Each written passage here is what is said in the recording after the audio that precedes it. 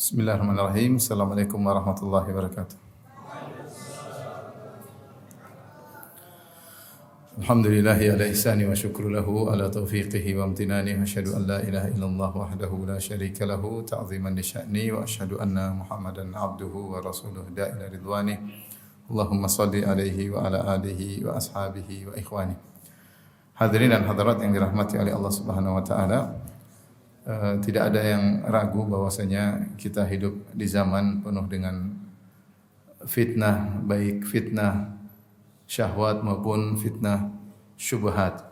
Dengan adanya medsos dan internet, maka seluruh syubhat yang tadinya tersembunyi maka semakin terungkap.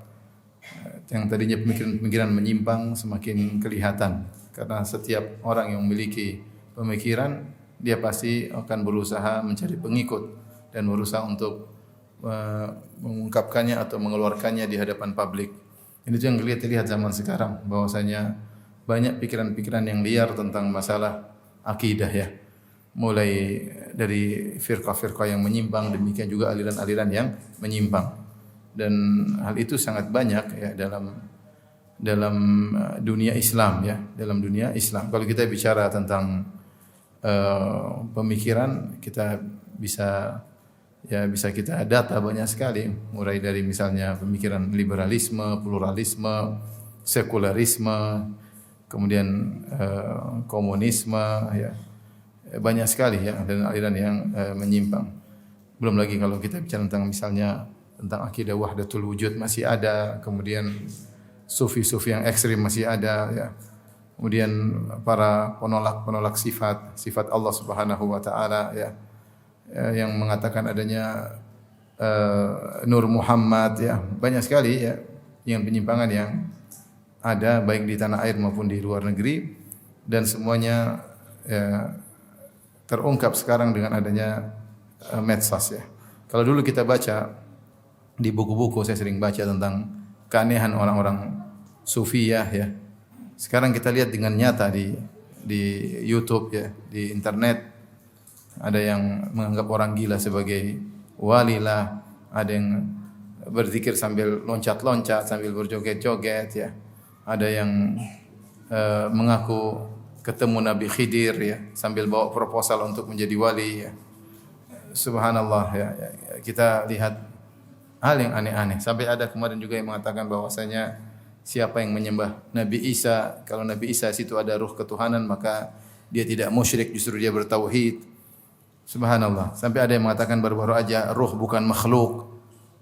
Subhanallah, semakin liar ya. Semakin liar. Oleh karenanya seorang berusaha untuk mempertahankan akidahnya di atas akidah Ahlus Sunnah wal Jamaah ya. Belum lagi pemikiran filsafat yang mulai masuk ya. Teologi yang diambil dari pemikiran Yunani.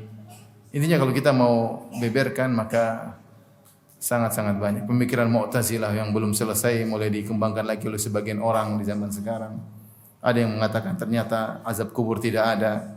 Ada yang mengatakan ternyata neraka tidak kekal. Banyak orang bicara. Kalau kita bicara pemikiran yang menyimpang tidak ada habis-habisnya. Belum lagi kelompok-kelompok yang mengatakan yang di luarnya adalah kafir, yang tidak berbaiat dengan imamnya kafir ya. Dan pemikiran-pemikiran akidah yang menyimpang terus-menerus berkembang dan tumbuh ya. Maka kita berusaha untuk menyelamatkan diri. Jangan terpedaya dengan banyaknya orang yang menyimpang ya. Alaika bi tariqil huda ya. Ya, hendaknya kau berada di atas jalan kebenaran ya. Wala taktar bi kasratil halikin, jangan kau terpedaya dengan banyaknya orang-orang yang binasa di atas jalan tersebut. Ya. Oleh karenanya seorang berusaha berpegang teguh dengan kebenaran. Sebagaimana dikatakan oleh seorang sahabat, al-jamaah ma wafaqal haq. Namanya jamaah itu yang sesuai dengan kebenaran. Wa in kunta wahdak, meskipun kau sendirian, maka kau di atas jamaah. Saya renungkan tentang bagaimana perubahan agama Bani Israel Ahlul Kitab. Dari Yahudi, kemudian muncul Nasraniyah, kemudian terjadi penyimpangan besar-besaran. Sampai yang tersisa cuma segelintir orang yang di atas tauhid, di atas Nasrani. Makanya dalam Sahih Muslim, Sebelum Nabi sallallahu alaihi wasallam diutus, apa kata Nabi sallallahu alaihi wasallam? Innallaha nadhara ila ahli al-ardi. Sungguhnya Allah melihat kepada penghuni bumi, famaqatahum ajamahum arabahum, maka Allah pun murka kepada mereka seluruhnya, baik Arab maupun non-Arab. Illa baqaya min ahlil kitab, kecuali segelintir ahlul kitab yang masih di atas apa? Tauhid. Dari sekian juta orang ternyata tinggal segelintir yang masih di atas tauhid yang tidak dimurkai oleh Allah Subhanahu wa taala. Yang sedikit inilah yang ternyata di atas apa? Di atas kebenaran, ya. Oleh karena Salman Al-Farisi ketika menceritakan tentang perjalanan mencari iman, mencari hidayah, maka dia bertemu dari satu pendeta, ternyata pendetanya enggak benar, sampai akhirnya pendeta berikutnya, sampai dia mengatakan saya tidak tahu ada yang seperti saya kecuali pendeta fulan, pergilah ke pendeta fulan. Cuma satu dua orang. Sedikit segelintir ahlul kitab yang masih di atas tauhid. Di antaranya Waraqah bin Naufal yang masih tidak melakukan kesyirikan. Maksud saya dari sekian banyak Nasara dan Yahudi berubah, rusak terjadi banyak bid'ah kesyirikan sehingga akhirnya tinggal sampai bid'ah mereka terkait dengan bid'ah akidah tentang masalah ketuhanan. Yang tadinya Allah Subhanahu wa taala esa, akhirnya dikatakan trinitas, akhirnya khilaf apakah Nabi Isa Tuhan atau tidak, apakah dia Allah atau bukan, atau dia anak Tuhan, bagaimana dengan Bunda Maria, bagaimana dengan Ruhul Kudus. Khilaf yang panjang di antara mereka, yang selamat di antara mereka cuma apa? Cuma sedikit yang mentauhidkan Allah Subhanahu wa taala, ya. Oleh karenanya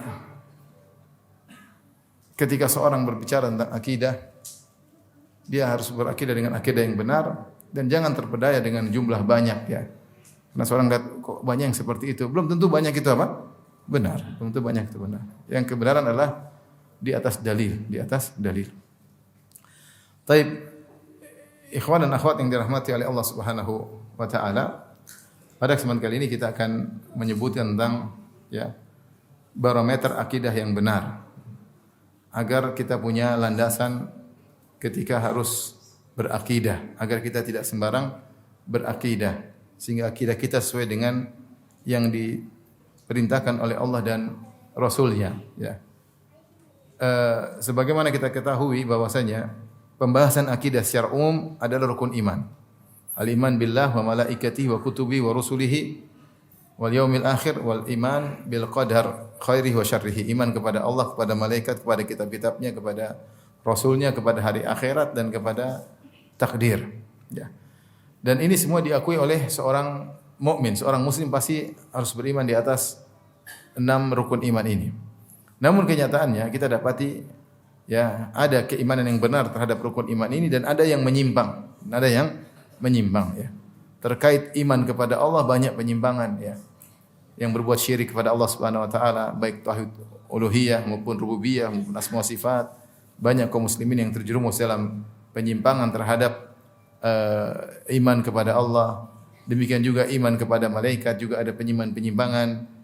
Iman kepada kitab-kitab suci juga ada penyimpangan dan seterusnya. Dan ini semua saya sudah bahas panjang lebar dalam kitab saya Syarah Rinci Rukun Iman, di mana ada aliran-aliran yang menyimpang terkait dengan rukun-rukun iman dan bagaimana para ulama Ahlussunnah membantah pemikiran tersebut, ya. Oleh karenanya tidak semua orang mengatakan saya beriman dengan rukun iman lantas keimanannya benar. Bisa jadi keimanannya ternyata terkontaminasi dengan pemikiran-pemikiran yang keliru. Oleh karenanya agar kita bisa menjaga akidah kita di atas akidah yang benar, maka kita harus punya barometer tentang akidah yang benar itu seperti apa. Maka saya sudah kumpulkan beberapa poin terkait dengan ciri-ciri akidah yang benar. Ciri-ciri akidah yang benar, ikhwan dan akhwat yang dirahmati oleh Subhanahu wa taala, yang pertama adalah akidah yang bersumber dari Al-Qur'an dan Sunnah. Bersumber dari Al-Qur'an dan Sunnah, ya. Karena akidah adalah berbicara tentang hal yang gaib, maka informasi tentang hal gaib tersebut yang valid hanya Al-Qur'an dan Sunnah. Karena masalah gaib susah dimasuki oleh kias, bahkan hampir-hampir tidak ada kias. Ya. Karena kalau kita mengkiaskan adalah suatu yang musyahad dengan suatu yang musyahad, suatu yang terlihat terindrawi dengan suatu yang terindrawi, maka muncullah kias.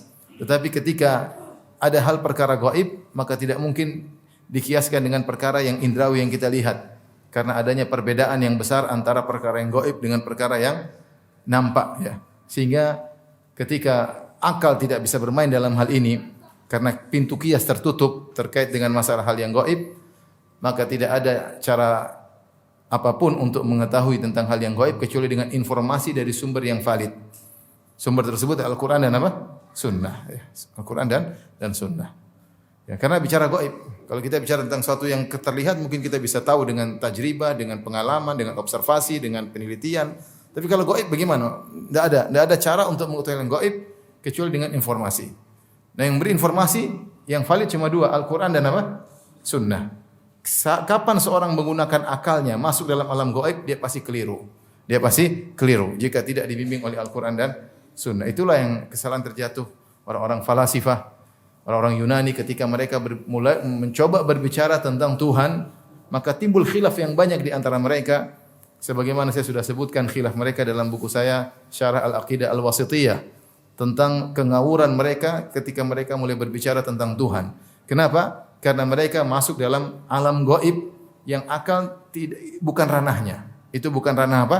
Akal. Kalau mereka berbicara tentang ekonomi, tentang sosiologi, tentang biologi, tentang fisika, tentang kimia, tentang matematika, oke, ranah akal masuk di situ. Tapi ketika mulai bicara tentang Allah, tentang malaikat, hal-hal yang gaib, maka akal bukan ranahnya. Al-Imam Syafi'i berkata, "Inna lil aqli haddan yantahi ilaihi kama lil basari haddan yantahi ilaihi." Sungguhnya akal itu punya batasan yang tidak bisa dilewati sebagaimana mata punya batasan yang tidak bisa dilewati. Mata ini punya keterbatasan, akal pun punya keterbatasan. Di antara yang bukan ranah akal adalah masalah gaib. Masalah gaib, akal tidak bisa sampai ke sana ya. Maka untuk itu yang tahu tentang hal gaib, tentang apalagi sifat-sifat Allah, tentang malaikat adalah Allah yang lebih tahu tentang dirinya sendiri. Maka seluruh informasi yang sampai kepada kita melalui Al-Quran dan Sunnah, tugas kita adalah membenarkan. Apakah akal kita bisa memahaminya atau tidak jadi masalah. Kapan ada informasi tentang keimanan, maka kita terima. Oleh karenanya untuk masalah akidah maka sumbernya cuma Al-Quran dan Sunnah. Tentunya dengan ijma' para salaf. Al-Quran dan Sunnah dan ijma' para salaf. Karenanya ketika Ibnu Taimiyah ditanya tentang dari mana mengambil akidah, dia mengatakan al-aqidatu la tu'khadhu anni. Akidah tidak diambil dariku, wala man huwa akbaru minni, dan tidak diambil orang lebih hebat daripada aku. Wa inna ma tu'khadhu minal Qur'ani wa sunnah, minal kitabi wa sunnah wa ma ajma' alaihi salaful ummah. Tapi akidah itu diambil dari Al-Quran dan Sunnah dan kesepakatan para salaf.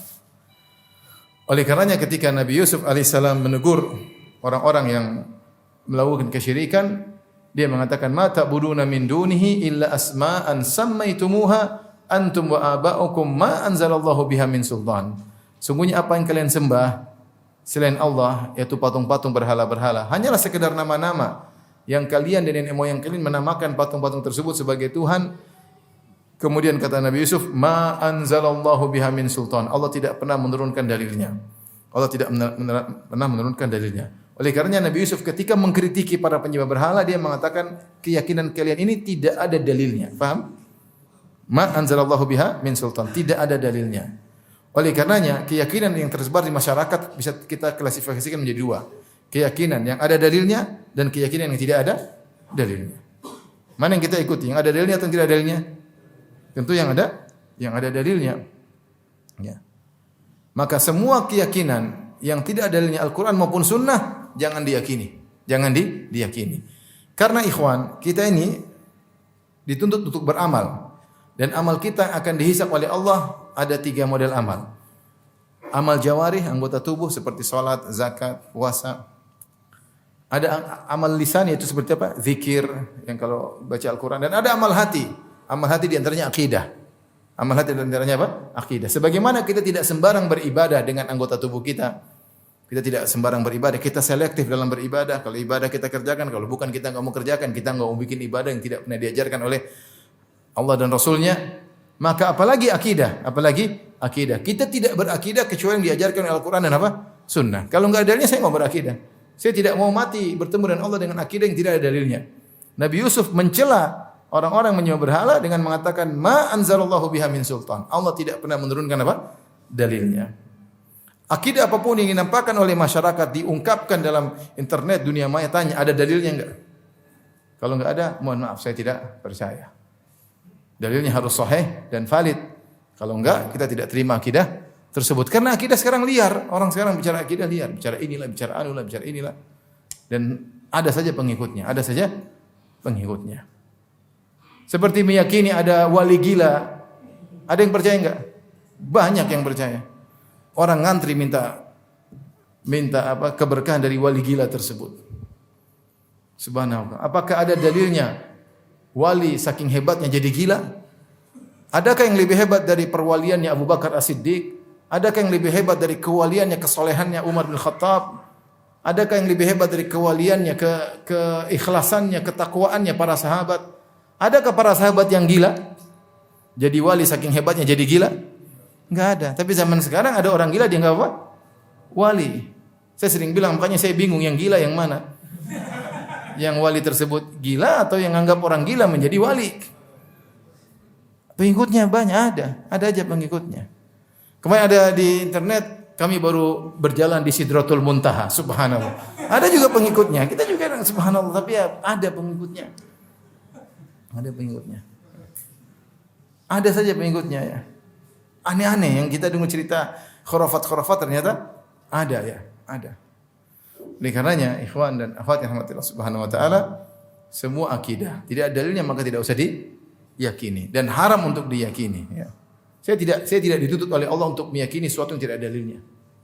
Kalau tidak ada dalilnya saya tidak meyakini. Saya meyakini yang ada dalilnya karena sebagaimana amal saya, amal kegiatan tubuh saya harus selektif, ibadah-ibadah harus selektif karena saya tidak mau beribadah dengan tidak ada dalilnya, apalagi keyakinan. Kita tidak boleh berkeyakinan dengan tidak ada dalilnya. Maka ciri pertama akidah yang benar, barometernya adalah bersumber dari Al-Quran dan Sunnah. Selain itu jangan percaya.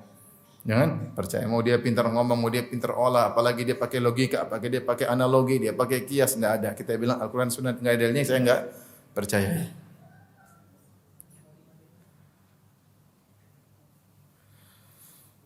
Baik. Yang kedua, akidah yang benar barometernya adalah akidah para salaf. Dan akidah para salaf alhamdulillah diriwayatkan dengan bersanad. Ya, akidah salaf itu diriwayatkan dengan bersanad. Antum bisa download buku-buku di internet banyak tentang akidah para salaf yang bersanad ya. Saya bacakan di antaranya misalnya kitab Al-Qadar li Ibni Wahab yang wafat 197 Hijriah. Usulus Sunnah lil Humaidi wafat 219 Hijriah. Ditulis di abad kedua, abad ketiga ya. Dan banyak ya. Kitab Al-Iman di Abu Ubaid Al-Qasim bin Sallam yang wafat 224 Hijriah. Kemudian Kitabul Iman karangan Ibni Abi Syaibah halaman wafat 235 Hijriah. Dan terus I'tiqad Al-Imam Al-Bukhari diriwayatkan dalam Syarh I'tiqad Ahlussunnah wal Jamaah Al-Lakai yang Bukhari wafat pada tahun 256 Hijriah ya. Kemudian banyak ya. Contohnya misalnya bukunya Imam Ahmad ya, Rad al-Jahmiyah wa Zanadiqah karya Imam Ahmad. Kemudian juga Usulus Sunnah karya Imam Ahmad. Kemudian As-Sunnah li Abdullah bin Ahmad bin Hanbal juga meriwayatkan dari ayahnya ya. Juga buku-buku akidah bersanad dan banyak. Sehingga saya katakan akidah salaf diriwayatkan dengan apa? Sanad. Sehingga ketika kita bicara Allah begini, Al-Quran begini, iman tu begini, semuanya ada sanadnya. Semua ada sanadnya. Makanya seperti Imam Al-Bukhari dalam bukunya dia mengatakan, saya bertemu lebih dari 1000 ulama, semuanya mengatakan iman adalah qaul wa amal. Ya, makna iman itu harus ada amal. Amal bagian daripada iman. Kenapa Imam Bukhari ingin bantah orang Murji'ah yang mengatakan amal bukan bagian daripada iman. Dia berdalil dengan ulama, guru-gurunya yang dia temui lebih dari 1000 yang menyatakan demikian. Alhamdulillah akidah salaf, akidah yang bersanad bisa dibuktikan keotentikannya sampai kepada para ulama salaf ya. Seperti buku sederhana bukunya Imam Al-Bukhari, Khalqu Afalil Ibad ya. Kita bisa baca bagaimana akidahnya Imam Bukhari. Dia tulis dalam bukunya tersebut ya. Yang menyelisih banyak akidah orang banyak zaman sekarang. Ya. Adapun ahlul bidah yang memiliki akidah-akidah yang menyimpang, maka mereka tidak akan menemukan salaf mereka. Mana sanad mereka? Sanad mereka yang bersambung tentang akidah mereka. Bahwasanya wali orang gila mana? Siapa yang bilang seperti itu? Dari para sahabat, dari para tabi'in, daripada kalangan salaf yang mengatakan ada orang gila jadi wali. Mana ya? Yang mengatakan bahwasanya bisa ke Sidratul Muntaha. Sampai ada yang mengatakan Habib fulan Isra Mi'raj sehari berapa kali, subhanallah. Kadang-kadang Rasulullah cuma sekali. Seumur hidup ini indah berkali-kali ya. Sampai ada yang bilang Habib fulan, siapa yang hidup di zaman dia, dosa-dosanya semua diampuni. Bahkan diriwayatkan bukan cuma dosa-dosa diampuni, yang hidup di zaman Habib ini hidup di zaman dia masuk surga tanpa hisab. Oleh karena kita mengerjakan haulnya meskipun kita tidak hidup di zaman dia, semoga kita juga masuk surga tanpa hisab. Ya akhi, yang hidup di zaman Nabi saja dosanya tidak diampuni. Apakah semua orang hidup di zaman Nabi dosanya diampuni? Tidak. Apakah semua orang hidup di zaman Nabi masuk surga tanpa hisab? Ini datang Habib belakangan yang hidup di zaman dia, semua dosanya diampuni. Masuk surga tanpa hisab. Kok enak sekali, ini dari mana seperti ini? Adakah dalilnya Al-Quran maupun Sunnah? Ya akhi. Mereka pasang misalnya foto-foto Habib dipasang. Katanya menolak setan. Kok bisa? Umar setan lari kalau ketemu Umar. Itu Umar. Nah, di antara bayangan manusia, setan pun takut dengan bayangannya, bukan cuma Umarnya, bayangannya pun dia apa? Ditakuti. Nah, wali Syekh fulan ditakuti oleh setan. Bayangannya pun ditakuti oleh setan. Kalau gitu fotonya juga ditakuti oleh setan. Pertama yang bilang Syekh kamu itu ditakuti setan siapa? Yang bilang Syekh kamu wali Allah itu ada stempelnya dari mana? Subhanallah, gulu berlebih-lebihan. Akhirnya jadilah foto Syekh, foto Habib jadi jimat. Kalau mau selamat pasang foto di situ dan itu. Sampai kemarin waktu musim corona, nih, yang mau selamat dari corona pasang foto ini. Akidah tersebar di masyarakat. Khurafat, ya. Jadi kita diam-diam saja, biarin aja. Adakah seperti itu? Dalilnya, adakah sanadnya? Ya. Yang ada Umar, Rasulullah hanya berkata tentang Umar. Rasulullah tidak bilang bayangan Umar. Rasulullah bilang walladzi nafsu Muhammadin biyadihi ma laqiyaka syaitan salikan fajjan ila salaka fajjan ghairu fajjik. Ya, setan tidak melihat kau berjalan kecuali setan mencari jalan yang itu Umar yang jamin masuk surga. Dan Rasulullah hanya khusus bicara tentang siapa? Umar bin Khattab. Rasulullah tidak bicara tentang semua sahabat. Padahal sahabat semuanya wali-wali Allah Subhanahu wa taala. Ini ada syekh zaman sekarang dianggap bukan cuma badannya, bayangannya pun setan takut. Jangankan bayangannya, fotonya saja setan apa? Takut.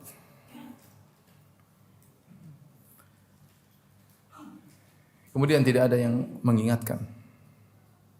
Sampai ada orang ngaku bahwasanya Rasulullah keluar dari kuburan cium lututnya, juga banyak yang membenarkan. Saya juga kadang bingung ya. Orang sudah ngomong seperti ini, Nabi keluar dari kuburan cium lututnya. Nabi kita jadi seakan-akan rendah. Lebih hebat dia daripada Nabi kita. Kenapa? Nabi kita cium lutut dia. Saya tanya ketika Nabi masih hidup, adakah orang yang dicium lututnya oleh Nabi? Tidak ada. Tidak ada. Bahkan sahabat pernah sujud kepada Nabi, Nabi tegur. Lau kuntu amiran ahadan an yasjuda li ghairillah ala amartul mar'ata an tasjuda li zawjiha. Kalau ada saya boleh perintah seorang sujud kepada selain Allah, akan saya suruh seorang wanita sujud kepada suaminya. Ini datang Nabi cium apa lutut dia. Anda siapa? Nabi keluar susah-susah dari kuburan untuk cium lutut Anda. Aneh. Mana dalilnya dari sanad, secara sanad akidah salaf bahwasanya Nabi keluar dari kuburan jalan-jalan? Mana dalilnya dari salaf? Tunjukkan dalilnya kepada saya. Dari a'immatil hadis, apakah Sufyan Ats-Tsauri, Imam Bukhari, Abu Bakar As-Siddiq, Umar bin Khattab, satu saja salaf yang mengatakan Nabi keluar dari kuburan kemudian apa? Jalan-jalan di Surabaya, jalan-jalan di keliling-keliling sampai cium lutut orang. Kuburan bergoyang, Nabi keluar. Saya kadang pikir. Tetapi yang memuja-muja orang seperti ini mungkin jutaan. Terus tidak ada yang mengingkari. Mau dikemanakan akidah umat, mau dibiarkan untuk percaya seperti itu. Kita bilang sanadnya mana yang ngomong seperti itu? Bukankah sebagian mereka bangga dengan sanad thaib, akidah seperti ini sanadnya mana? Jangan cuma sanad sorban. Sanad ini, sanad akidah lebih penting daripada sekedar apa? Cara pakai sorban. Sanad yang mengatakan Nabi keluar jalan-jalan kemudian. Makanya saya sering bilang di zaman para sahabat Nabi tidak pernah keluar sama sekali. Padahal banyak terjadi kondisi genting. Abu Bakar di zaman beliau banyak orang murtadin, banyak nabi-nabi palsu. Bingung apa yang harus dilakukan.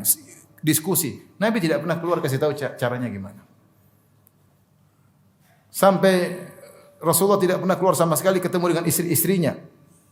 Ada Aisyah yang sangat dia cintai, ada istrinya 9 yang dia tinggalkan, tidak satu pun yang dia keluar dari kuburan ketemu dengan mereka. Sampai putrinya Fatimah yang sangat dia cintai meninggal. 6 bulan setelah itu, kenapa saking sedihnya ditinggal oleh ayahnya, di antaranya membuatkan dia sakit, akhirnya meninggal dunia. Pun Nabi tidak pernah keluar ketemu dengan Fatimah. Ketika terjadi permasalahan, Utsman di demo, Rasulullah pun tidak pernah keluar nasihati orang, jangan demo Utsman, ini orang saleh, tidak pernah. Ketika terjadi pertikaian antara Muawiyah dan Ali bin Abi Thalib, Rasulullah pun tidak pernah keluar. Banyak masalah. Kok tiba-tiba Rasulullah SAW keluar zaman sekarang, cium lutut kamu. Kamu ini siapa sebenarnya? Ya. Kenapa Rasulullah tidak ketemu dengan orang soleh? Kenapa ketemu kamu? Maka mudah kita bilang akidah seperti itu sanadnya di mana? Makanya Ibnu Jauzi dalam kitabnya Bain Talbis Iblis mengatakan, sebagian orang ketika membahas tentang adanya wujudnya Allah, mereka membuat kaidah dengan ilmu kalam dengan mengatakan adanya jauhar dan a'rad, al-jawahir dan a'rad, jauharul fard. Istilah-istilah baru. Kamu kalau ingin tahu Tuhan ada, kamu harus mengerti jauhar, harus mengerti fard, al-a'rad. Maka ada seorang salaf mengatakan, apakah Abu Bakar dan Umar tahu tentang jauhar dan a'rad? Jawabannya pasti tidak tahu. Karena tidak pernah kalimat itu diungkapkan oleh seorang sahabat pun. Islam itu mudah, orang Arab Badui saja langsung masuk Islam, Rasulullah terima. Rasulullah kirim sahabat untuk berdakwah di mana mudah masuk Islam. Nih, kalau kamu ingin Islamnya benar, kamu harus ngerti. Kalau kamu ingin tahu Allah itu ada atau tidak, kamu harus ngerti apa itu jauhar, apa itu fard. Kalau tidak, imanmu bermasalah. Kamu akan beriman dengan cara taklid dan iman taklid bermasalah, iman muqallid bermasalah. Maka seorang salaf mengatakan Abu Bakar dan Umar tidak tahu tentang hal tersebut, maka ridholah engkau dengan akidahnya seperti akidah Abu Bakar dan Umar. Antum saja tahu enggak jauhar apa, fard, a'rad itu apa? Tahu enggak? Enggak tahu kan? Berarti antum imannya enggak beres menurut mereka. Kita bantah mudah, kita bilang sanadnya mana yang bilang kalau mengetahui Tuhan harus begitu caranya? Sanadnya mana? Ulama salaf mana yang seperti begitu? Kalau mereka urut-urutkan nanti masuknya ke falasifah Yunani atau kepada Mu'tazilah, kepada Jahmiyah. Saya tidak pingin salaf, saya pingin salaf ulama, para sahabat, para tabi'in. Mana yang belajar akidah dengan cara seperti itu? Baik. Yang kedua.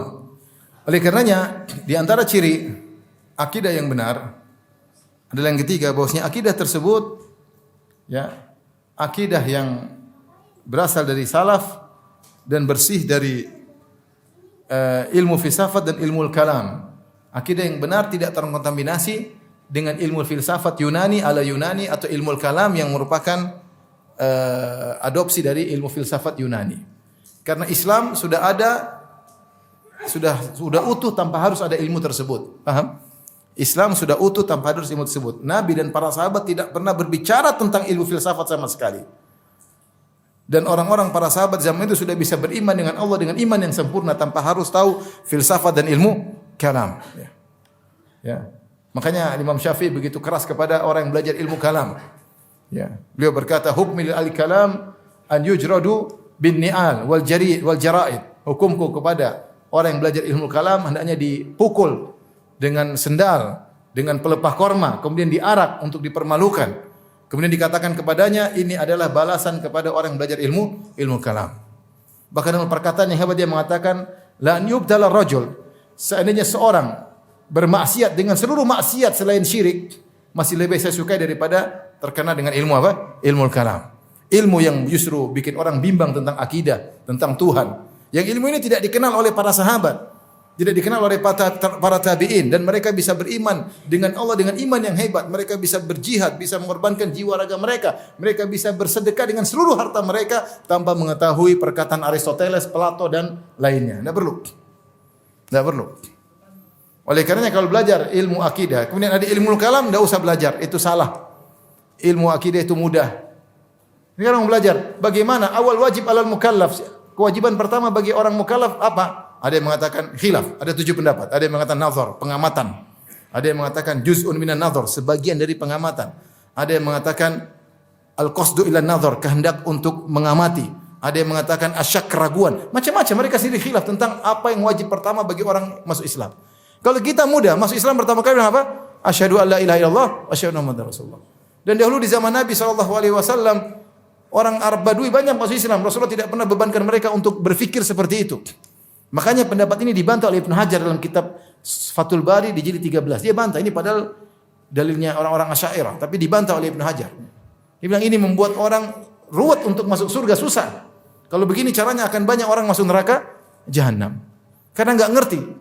Kalau mengerti tentang Tuhan itu ada, kamu enggak boleh taklid. Kalau enggak boleh taklid, kamu harus ngerti metode ini. Teori untuk mengetahui Tuhan itu ada. Maka kamu harus belajar apa itu nazar. Nazar maksudnya apa? Nah, ini enggak. Orang dulu orang masuk Islam asyhadu alla ilaha illallah asyhadu anna muhammadar rasulullah, selesai.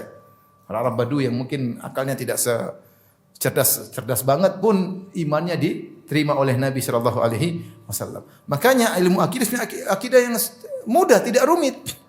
Kapan menjadi rumit? Ketika ada ilmu kalam. Begini. Wah, susah. Antum ambil buku misalnya, buku akidah Asy'ariyah. Antum belajar, antum susah, baca saja. Susah. Sampai dai-dai mereka banyak yang tidak paham. Dai-dai mereka tidak paham tentang apa yang ditulis oleh ulama mereka tentang buku akidah mereka. Rumit. Adapun akidah Ahlussunnah mudah. Al-Quran ini, akidahnya begini. Dalilnya Al-Quran Sunnah. Begini, Al-Quran Sunnah. Paham? Baik. Saya kasih contoh aja. Kita Ahlussunnah wal Jamaah, akidah apa? Akidah mudah. Allah berbicara dengan suara didengar oleh Nabi Musa, dialog dengan Nabi Musa. Al-Quran ini firman siapa? Firman Allah. Ya, Jibril dengar, Jibril kasih tahu kepada siapa? Nabi Muhammad. Nabi Muhammad sudah baca Al-Quran. Al-Quran firman siapa? Allah. Kalau mereka rumit, kata mereka enggak. Allah tidak bisa bicara. Allah bicara tidak dengan suara, tidak dengan huruf, tidak dengan bahasa. Terus Al-Quran ini apa? Allah bicara dengan bahasa yang kalam nafsi, yang sejak zaman azali tidak berubah pembicaraannya itu saja. Antum bingung enggak? Bingung enggak? Kalam nafsi itu ungkapan jiwa yang tidak ada perubahan. Dari dulu begitu, sejak azali begitu saja sampai hari kiamat, sampai seterusnya begitu saja, tidak pernah berubah. Karena Allah harus statis. Terus kalau Al-Quran bukan firman Allah, Al-Quran ini makhluk. Saya tanya orang awam, ada yang paham seperti ini enggak? Enggak ada. Antum ada yang paham seperti itu? Bahkan orang yang mengaku seperti mereka pun tidak paham seperti ini. Mana ada? Terus kalau ada yang bilang ini bukan firman Allah, kita bantah atau tidak? Kalau ada yang bilang Al-Quran bukan firman Allah, salah atau benar? Salah lah. Al-Quran ini firman Allah. Allah bicara dengan bahasa ini. Allah bicara dengan bahasa yang dia sukai. Allah bicara dengan topik yang dia kehendaki. Allah bicara dengan suara yang didengar oleh Nabi Muhammad. Allah bicara dengan suara yang didengar oleh Nabi Musa. Kata mereka Allah tidak pernah berbicara. Allah memahamkan kepada Nabi Musa. Repot. Kenapa? Karena Allah harus statis, harus begini. Ikut filsafatnya Aristoteles. Dan ini sudah saya bahas dalam Syarah Aqidah Wasithiyah. Ya. Jadi maksud saya akidah rumit. Akidah Ahlussunnah mudah. Allah bicara sama Nabi Adam, ya Adam, apa susahnya? Allah bicara Nabi Musa, apa susahnya? Terserah Allah mau bicara dengan siapa saja yang dia kehendaki. Allah bicara dengan malaikat. Kata mereka tidak ada Allah pernah berbicara. Dan firman Allah tidak terbagi-bagi, satu kesatuan. Bingung enggak? Firman Allah itu kalam Allah, kalam nafsi, bahasa jiwa, satu kesatuan, tidak terbagi-bagi. Wah, ini susah mau dijelaskan dan tidak logis. Jadi mereka mengagungkan logika, justru produk akidah mereka tidak logis. Makanya saya bilang akidah Ahlussunnah itu mudah. Allah berbicara dalilnya ini. Allah bicara Nabi Musa dikatakan kalimullah, yang Allah berbicara langsung dengan dia, maka dijuluki dengan apa? Kalimullah, spesial. Sudah selesai, mudah. Baik. Ciri yang ketiga, yang keempat ya.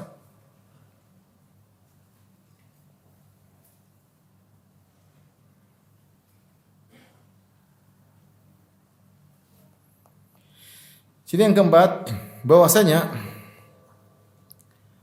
akidah yang benar adalah akidah yang bersih, murni, tidak tercampur dengan ajaran-ajaran agama lain. Ini kelanjutan dari yang awal. Kalau tadi tidak tercampur dengan filsafat-filsafat, ya, Yunani dan yang lainnya. Demikian juga akidah yang benar tidak tercampur dengan sisa-sisa ajaran-ajaran agama lain. Dan subhanallah,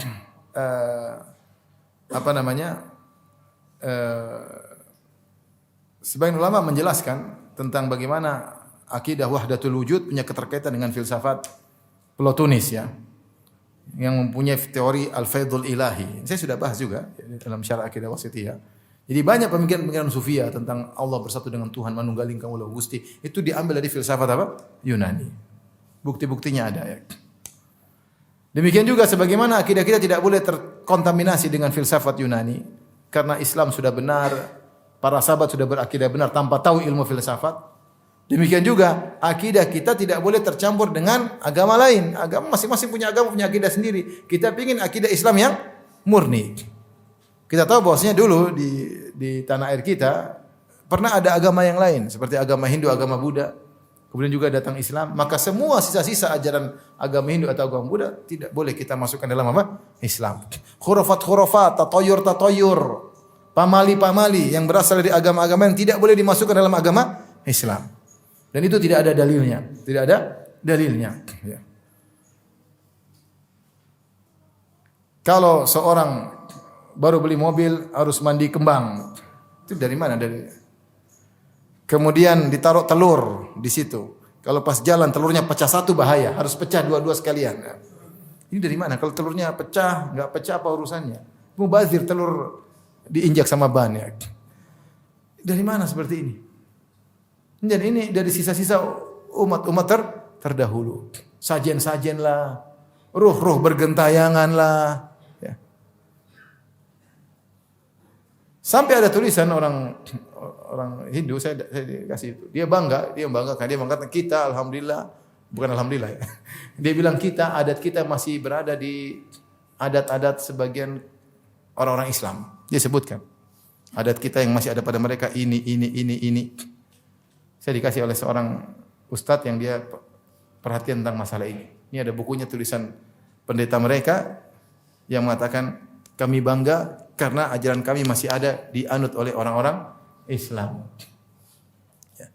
Maka seorang kalau memiliki akidah yang benar harus bersih dari sisa-sisa paganisme, dari sisa-sisa agama-agama sebelumnya, harus bersih dari ajaran-ajaran agama penyembah berhala, tidak ada sajian-sajian, tidak ada keyakinan-keyakinan roh bergentayangan, tidak ada qomat kamit, kemudian tidak ada mantra-mantra, dan itu semua harus tinggalkan. Dan masih banyak sisa-sisa khurafat-khurafat yang ada di masyarakat, masih ada. Masih banyak, ya. Seperti sajian-sajian masih banyak. Saya tadi baru ngobrol sama kawan, dia cerita tentang bagaimana perjudian di satu lokasi. Wah, kalau sudah perjudian itu, tukang main judi benar-benar sajiannya kuat. Oh, itu daging inilah mantra. Sebelum main judi pasang apa? Sajian banyak, ya. Makanya dia bilang bisa jadi Ustaz kalau orang main judi pasang sajian, ketika dia pergi dia pingin balik lagi. Selain memang mental dia yang seperti itu, mungkin bisa terpengaruh dengan apa? Sihir. Karena benar-benar sajian luar biasa. Pesugi-pesugi ya. Itu banyak. Orang Islam masih banyak kan melakukannya. Dulu saya tahu ada di kampung saya, di Papua waktu itu. Ada orang penjual bakso. Dia setiap sore beli permen dengan berwarna-warni. Ini permen ini dua warna, ini dua warna. Ternyata buat sesajen ya. Supaya baksonya apa? Laris. Dia mungkin setan anak-anak senang permen mungkin ya. Ini dari mana seperti ini? Pengagungan terhadap ruh-ruh, terhadap arwah-arwah ini juga masih. Islam tidak ada orang meninggal masuk dalam alam barzah. Tidak ada ruh bergentayangan, enggak ada. Yang ada jin. Ruh bergentayangan itu bukan akidah umat Islam. Ruh meninggal sudah masuk alam barzah. Enggak ada kemudian mungkar nakir, afwan ya saya keluar dulu, enggak ada. Alam barzah selesai. Enggak ada. Yang meyakini ruh bergentayangan bukan agama kita, tapi dipakai oleh orang-orang Islam. Makanya saya sempat dapati dulu di zaman kecil, orang sudah meninggal dia masih kasih kopi sama kue. Kenapa ruhnya masih ada katanya? Subhanallah. Coba kasih ikan bakar kek atau ini kopi sama kue saja. Dia dulu semasa hidup suka makan kue ini sama apa? Minum kopi. Ini keyakinan dari mana seperti ini? Saya pernah ditanya, Ustaz, ada orang memanggil ruh kembali, Ustaz. Terus ruh kakak saya dipanggil. Atau ruh bapak saya dipanggil. Terus apa? Saya ditanya warisan. Gimana warisan yang kau tinggalkan? Saya bilang enggak ada. Dia sudah meninggal, yang mengurusi warisan Allah Subhanahu wa taala. Bukan mayatnya suruh hidup lagi, kemudian saya bagi. Nanti dia bilang buat dukun 50%. Jadi ini semua kekacauan. Ini bukan dari akidah Islam. Seperti tatoyur banyak di negeri kita, banyak yang merupakan sisa-sisa dari agama-agama dahulu. Kalau begini maka begini, kalau begini maka begini, ini enggak boleh begini, ini enggak boleh begini. Ya. Kemudian feng shui orang Cina masih juga terpengaruh dengan kita. Kemudian angka-angka yang itu juga, angka ini angka keberuntungan, angka ini angka kesialan. Ya. Saya sering bilang bagaimana kita masuk di lift tidak ada lantai nomor 4. Yang ada lantai 1, lantai 2, lantai 3, 3A. Kemudian lantai 5. Lantai 4 enggak ada. Menurut mereka lantai 4 lantai sial. Yang ada lantai 3A. Baik. Anak saya 5. Anak pertama, anak kedua, anak ketiga, anak 3A, anak 5. Anak ke-6 yang baru muncul lagi. Anak 4 enggak ada, yang ada anak 3A. Belum lagi angka 13, angka sial. Dari mana? Campur dengan ajaran agama-agama lain. Angka 13. Tapi saya bahagia. Saya bilang, kemarin saya naik pesawat, kalau enggak salah pesawat Transnusa, kalau saya enggak salah ingat. Saya duduk di kursi nomor 13F. Nomor berapa? 13, alhamdulillah. Kursi sial kata orang. Jadi Islam yang benar, murni Al-Quran, Sunnah, itulah saya tanya sama antum, apakah para sahabat iman mereka berhasil? Iman mereka hebat atau tidak? Buktinya mereka rela mengorbankan jiwa raga mereka karena iman mereka yang kuat. Buktinya mereka rela bersedekah dengan habis-habisan karena iman mereka yang kuat. Dan untuk mencapai iman kuat tersebut mereka tidak perlu dengan filsafat, mereka tidak perlu ajaran agama lain, agama Islam murni dari Nabi sudah cukup buat iman mereka hebat. Nah, ngapain kita butuh dengan ajaran agama lain? Agama kita sudah sempurna. Tapi sekarang yang keberapa? Baik. Yang kelima, akidah yang benar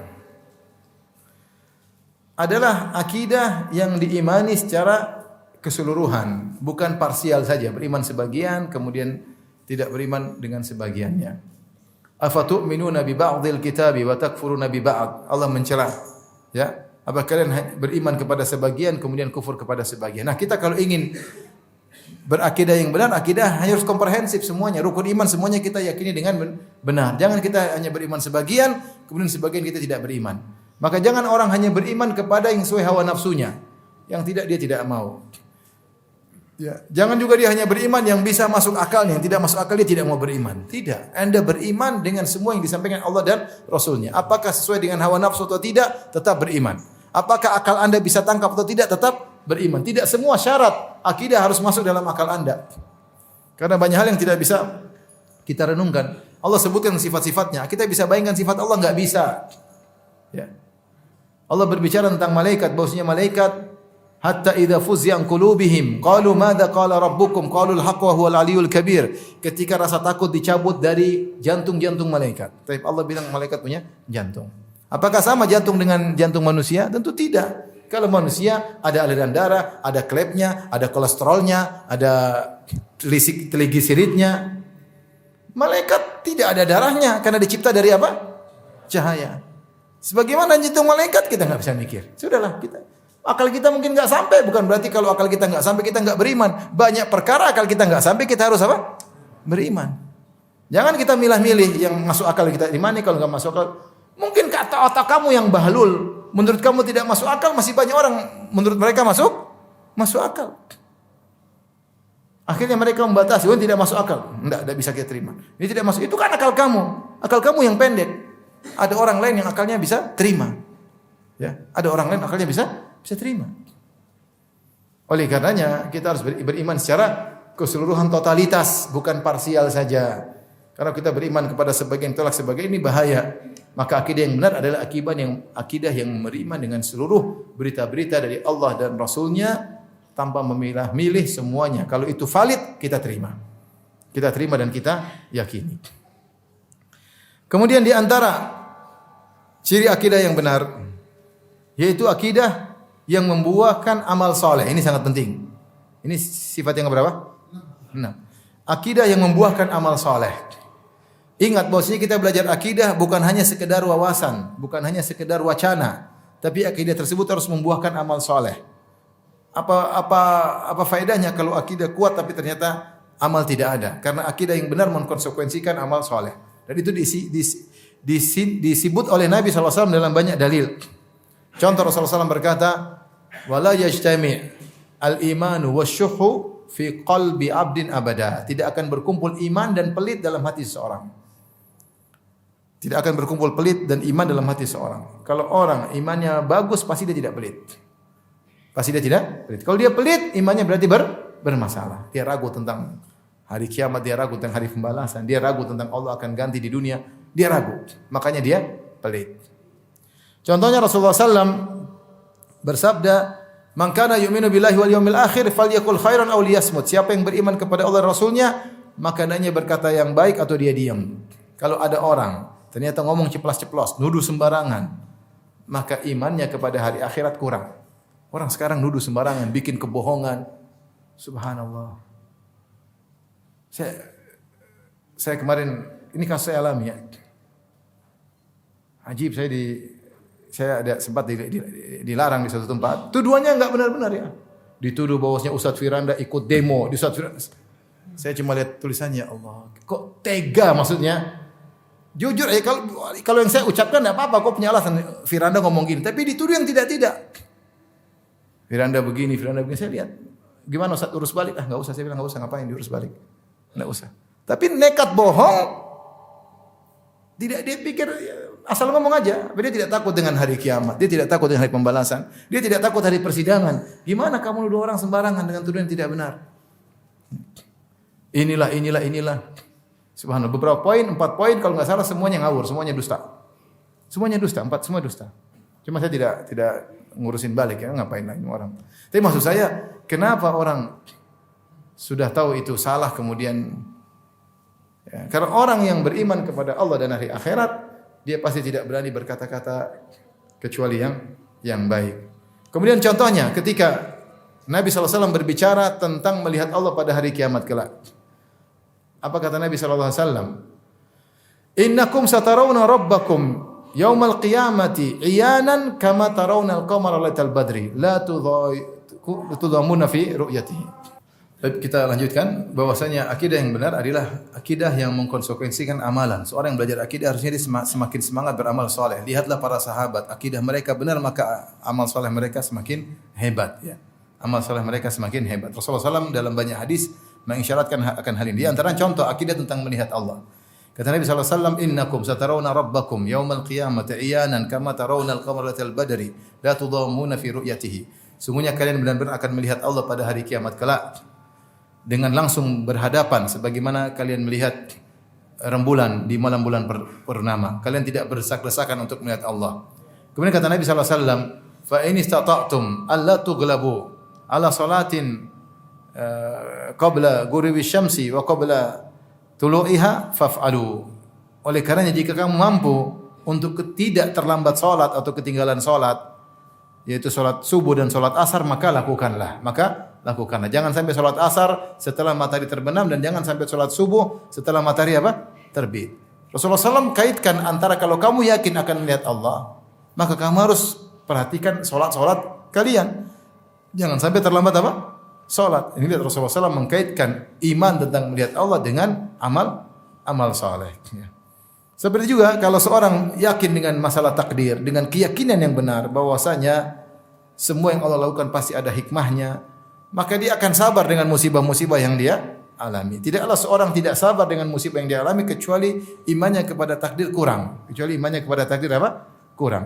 Oleh karenanya, akidah yang benar justru mengajarkan orang untuk beramal soleh, untuk menjadi penyabar, untuk menjadi pemberani, ya, untuk menjadi orang dermawan, ya, dan orang rajin ibadah. Itu akidah yang benar. Karenanya kalau ada akidah yang mengajari seorang untuk malas beribadah, apalagi mengatakan sudah tidak perlu lagi sholat karena kita sudah yakin ini sudah pasti akidah sesat. Ini sudah pasti akidah sesat. Atau akidah yang mengajarkan seorang untuk bersandar kepada gurunya. Yang penting saya sudah kenal guru, yang penting sudah cium tangan sama guru, yang penting saya sudah saya akan dapat syafaat dia, kemudian dia jadi malas beramal, dia menyandarkan keselamatannya kepada orang lain, ini pasti akidah sesat. Dan sebagian sufiyah seperti itu, ya. Dia mengiming-iming surga kalau dekat dengan dia. Kalau dekat dengan dia iming apa? Surga. Ya akhi, para sahabat dahulu mereka beramal soleh luar biasa. Ketika ada seorang datang kepada Nabi, dia berkata, ya Rasulullah, kata Rasulullah, salni, mintalah kepadaku. Karena dia telah bantu Nabi. Nabi bilang, mintalah kepada. Kata dia, as'aluka murafaqataka fil jannah. Aku ingin menemani engkau di surga. Kata Rasulullah SAW, awa ghaira dzalik. Tidak ada permintaan lain. Ini permintaan susah. Menemani Nabi di surga. Kata dia, huwa dzak, saya ingin itu. Kata Rasulullah SAW apa? Fa inni ala nafsika bi kathratis sujud. Kalau kau ingin bantu aku agar aku bisa beri syafaat kepadamu supaya bisa menemani kau di surga, maka kau harus banyak sujud. Harus banyak sujud. Allah mengkaitkan masuk surga dengan amal soleh. Ya. Udkhulul jannata bima kuntum ta'malun. Masuklah kalian dengan sebab amal soleh yang kalian lakukan. Kulu washrabu hani'an bima aslaftum fil ayyamil khaliyah. Makanlah dan minum kalian senang di surga karena amalan kalian ketika di dunia. Maka kalau ada ajaran yang buat orang, akidah yang buat orang jadi malas beribadah, atau akidah yang buat dia meninggalkan amal bergantung kepada orang lain, akidah pasti akidah yang sesat. Ya. Apakah akidah kalau kamu nasabnya ini pasti kamu benar, kalau kamu muridnya Ustaz Fulan, Syekh Fulan, Habib Fulan berarti kamu aman, ini ngawur. Ini tidak benar. Justru akidah yang benar menjadikan para sahabat dahulu sangat-sangat semangat beribadah, berkorban jiwa dan raga dan harta mereka. Yang terakhir, ikhwan dan akhwat yang dirahmati Allah Subhanahu untuk menjaga akidah, jangan jadikan kita ragu dengan akidah kita. Supaya tidak ragu, belajar semakin dalam tentang akidah Ahlussunnah. Ini pertama, belajar. Semakin kita belajar dalil-dalil, kita semakin yakin dengan akidah yang kita pelajari. Kemudian juga tinggalkan banyak perdebatan. Jangan berdebat. Akidah kita bukan untuk diperdebatkan. Oleh karenanya ketika ada orang datang kepada Imam Malik, dia bilang, Imam Malik, ayo kita berdebat. Kata Imam Malik, tunggu dulu. Kalau kita debat bagaimana? Ya kalau saya menang, kau ikut saya. Kata Imam Malik, kalau saya menang, kata dia, saya ikut kamu. Oh begitu. Kalau ada orang ketiga datang, dia yang menang, kita ikut dia. Lah ini kita akidah bukan untuk perdebatkan. Akidah bukan menang-menang logikaan. Sudah ada akidah, jelas ayat hadis selesai. Saya tidak butuh debat-debat. Kau yang ragu silakan dengan keraguanmu. Saya sudah yakin dengan apa yang saya yakini. Jadi tinggalkan perdebatan. Yang ketiga, jangan sekali-sekali dengar syubhat.